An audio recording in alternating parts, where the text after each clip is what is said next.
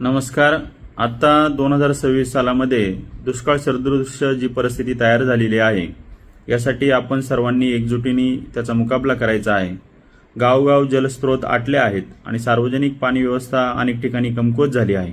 अशा वेळेस गावामध्ये ज्या ज्या ठिकाणी जलस्रोत ज्याचे उपलब्ध आहेत, विंधन विहिरी असतील, कूपनलिका असतील किंवा विहिरी असतील, तर ज्या ज्या व्यक्तींकडे पाणी स्रोत आहे त्यांनी कृपया आजूबाजूच्या व्यक्तींना, जनावरांना पाणी मुबलक प्रमाणात उपलब्ध करून द्या।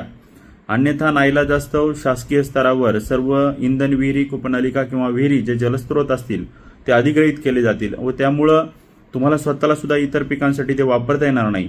मग अशा परिस्थितीत जे जलस्रोत आहे त्याचा वापर आपण सार्वजनिक ठिकाणी लोकांकरिता उपलब्ध करून द्या। एकमेकांना सहाय्य करा व या दुष्काळी परिस्थितीवर आपण सर्वांनी मिळून यावर विजय प्राप्त करा, अशीच आपण सर्वांना कळकळीची विनंती आहे। धन्यवाद।